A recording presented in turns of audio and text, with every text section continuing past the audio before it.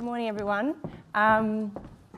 So my speech doesn't contain one acronym, so I feel a little underprepared. I'm going to talk of something a little bit different, but I think is actually the sister or the brother of security, and that is trust. It's an interesting thing when you write a book. This is my second book. You start to ask yourself where this obsession with this topic has come from. And I realized my obsession with trust and how we increasingly place our faith in strangers started at a very, very young age. So when I was around 5 years old, my mum decided that she was going to go back to work and she needed to hire a nanny. Now, for some bizarre reason, she placed an advert in the magazine The Lady. Now, if any of you watch Downton Abbey, you might be more like Black Mirror fans, this audience, but if you watch Downton Abbey, you'll know that The Lady is the place that the high society, including the royal family, they hire gardeners and butlers and nannies. We're not high society, which is why it was a strange decision. Now, the woman who ended up getting the job was a woman named Doris. And I'll never forget the day Doris walked into our house because she was wearing these very thick glasses and she had this big mop of hair. But I remember two things in particular. I remember she had a very, very thick Scottish accent, so she rolled her R's, and she was wearing a Salvation Army uniform complete with her bonnet. Now, these things are very important. These things are what I call trust signals. And trust signals are clues or symbols that we knowingly or unknowingly use to make a decision whether someone is trustworthy or not. And sometimes we tune in to the wrong signals. And this gets even more complicated in the digital world. Now, Doris, for the most part, was a very good, reliable, and cheerful nanny. Now, what happened next is really quite unbelievable, so you're going to have to trust me that it really is a true story, and it is. So she lived with us for over 10 months, and then one weekend she disappeared. And by Sunday evening, my parents were starting to get a little bit worried. So they went round to our neighbors because our nanny and their nanny were really good friends. And our neighbor at the time, called the Luxembourgs, he said to my dad, "It's really strange that you've come round because I've just discovered that our nanny and your nanny are running the largest drugs ring in North London." And the story gets better than that. So my dad's now a little bit worried, and he searches her room and he finds lots of things in her room, which I won't share with you today. And then a couple of days later, Doris obviously doesn't come back, but the police knock on our door and they arrest my dad because Doris has conducted an armed robbery of a bank, and she's used our silver family Volvo estate as the getaway car. Now, why do I share this story with you? Well, partly because every time I share it, I like to remind my parents that they left us in the care of a drug-dealing nanny for more than 10 months. But I think it actually reveals something very, very important when it comes to trust, because my parents are smart, rational people. But what I realized when I went back and looked at this story is they faced something called a trust gap. And this is when they thought they had enough information to make a decision about her, where in reality there was a lot they didn't realize about Doris. And this points out something very important when it comes to trust, and that is that the illusion of information can be more dangerous than ignorance. Or as one of my favorite trust theorists puts it, trust has two enemies, not one: bad character and poor information.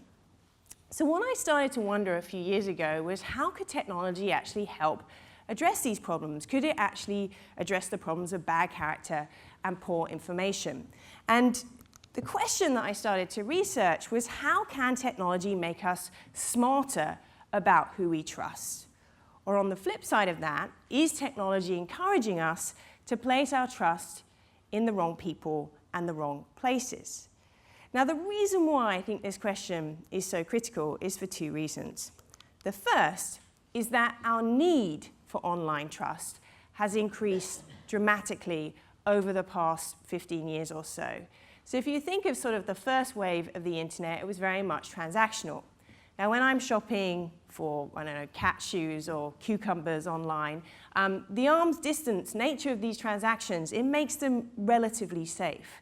But increasingly, we're living in this world of rich, push-button, on-demand interactions, whether that's someone trying to find a date on Tinder or sharing your home with a stranger on someone on the other side of the world. And what is the currency of these interactions? Well, money is the currency of transactions, but trust is the currency of interactions. Now, the problem is, and we see this problem in all different areas of our lives, is that our behaviors have changed dramatically. But the trust mechanisms, things that are often referred to as the gold standards of trust, so credit scores and background checks, they just weren't designed for the digital age. They weren't designed to give us the right information to decide who is trustworthy and who is not. And the consequences of this can be massive. So they can be fraud, they can be spam, but they can also be our lives in our hands. Now, I'm peeking to tell an Uber story, and I'm doing this not to bash Uber. And the interesting thing about this story is not the drivers, but the passengers. Now, I don't know if you know who this is, but the outfit is kind of a giveaway. But his name is Jason Dalton, and it's a very, very tragic story that took place in Kalamazoo last February. So he was an Uber driver, and he started his shift around 5 p.m. And during the course of his shift, he shot and killed 6 people. Now, the very tragic thing about this story is that after he killed the first person, other passengers, because in between killing people, he was still giving people rides, and other passengers noticed that his behavior was quite crazy and erratic. Some of them went on social media saying, "Do not get in the car with this crazy Uber driver." Others called Uber, and some of them phoned the police, and nothing happened. Now, we could focus on this story and say, well, how did this guy, who turned out to own 16 guns and was psychotic and crazy, how did he become an Uber driver? This is the question that we often ask. And I think also the thing that is fascinating is the response of the company, which is probably not what you want to say. So in the next Senate press conference, he said, well, I mean, there weren't any red flags. This is Texas. You're allowed to own guns. And he was a 4.73 out of 5, so everything was okay. But the thing I found so interesting is that this is Kalamazoo. It's a very small town. Passengers saw this was happening. They heard it on the radio. And only one passenger over the course of that evening rejected the ride. When you read the police report, some people even got in the car and said, "Aren't you Jason Dalton, the serial killer?" And then they said, "We never thought Uber would send you to us." Now, for me, this is a very frightening illustration, not about Uber, the company, but us as individuals. Because I think what's happening is that we're starting to outsource our capacity to trust to algorithms. And we're living in this age, if you think of it, it's like an accelerated age of trust. It's like trust on speed. You know, I listen to my friends and my colleagues, and they want their ride in 2 minutes, and they want their TaskRabbit in 2 hours, and they want to find their future husband by dinner time, right? So it's like this need for these very fast interactions. The problem is that technology can make these interactions even more and more seamless. But efficiency is the enemy of trust. Trust needs a little bit of friction. It needs people to slow down. It needs people to actually stop and ask and say before they swipe, click, accept, and share, is this person or thing, is it worthy of my trust? So this is the first reason why I think this question, and is a massive opportunity for security, is how technology can make us smarter to decide who is trustworthy and who is not, because the speed in which we're going to make decisions is only going to accelerate over time. The second reason why, and this is kind of bigger picture, is I think something very profound is happening to trust in society today, and it explains many problems and patterns of disruption. So I'm sure I'm like you cannot open the newspaper without essentially reading the same headline, which is trust is in a state of crisis. It's funny, my editor was saying, like, I hope when your book comes out, there's some kind of data breach or some bank does something. And I said, I think we're kind of guaranteed for that to happen. I didn't think the TfL would ban Uber. That's kind of lucky for me. But anyway, so the reason why this is happening is I actually don't think trust is in a state of crisis. I think there's plenty of trust out there. It's just flowing to different people in a different direction. So the way I think of trust, and the best metaphor I can give you, is to think of it more like energy. So energy cannot be destroyed, but energy can change form. And that's what I think is happening now. I think that we're living and going through the third biggest trust shift in humankind, in human history. So the first, that existed for a very, very long time, is what I call local trust. And this is when we lived in small communities and villages, and it was largely relatively simple, right? It was reputation-based. Everyone kind of knew everyone else, and if I did something dodgy, I would get a bad reputation, and people would refuse to trade or interact with me in the future. Now, this type of trust, it wasn't scalable.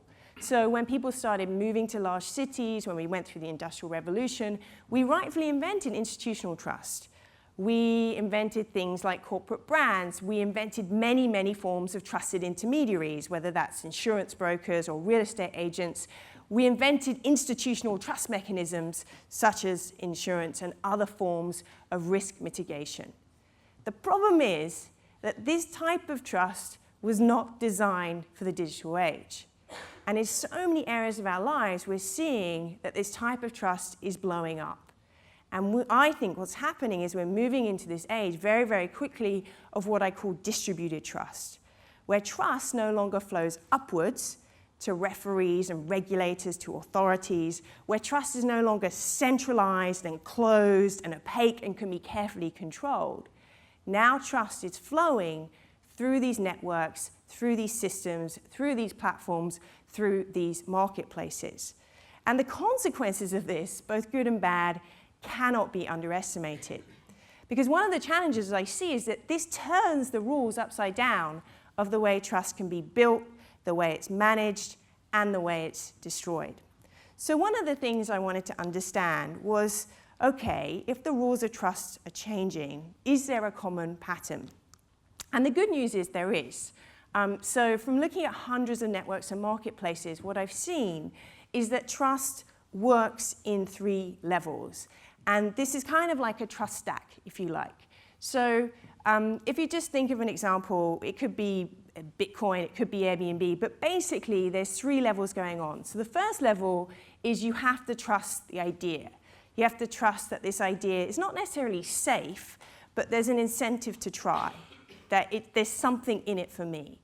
The second layer is about having trust in the platform. And this is the one I'm going to come back to, that there's some kind of confidence in the platform itself. And then the last layer is having trust in another individual. And that other individual, it could be a real human being, or it could be an artificially intelligent bot. Now, the most interesting layer of the stack, I think, for the world of security is the layer of the platform. For me, the decision on Friday from the TfL wasn't a surprise, because I think the sun is setting, or the sun has set, I should say, on platforms that now claim they're just neutral pathways in some way linking people, in some way linking supply and demand. And actually, I'm not just saying this, Wired actually posted a great article yesterday on Facebook's trust problems. And we're seeing this in all different areas, that does the platform now have to take some kind of responsibility as to what happens on these paths and pipeways? And so I think if I was any platform on Friday, not just in transportation, and I heard that TfL decision, I would be aware that the stakes have now dramatically changed. Because I think this issue of platform accountability is going to become one of the biggest issues over the next 5 years. And essentially, we're asking platforms to do 2 things.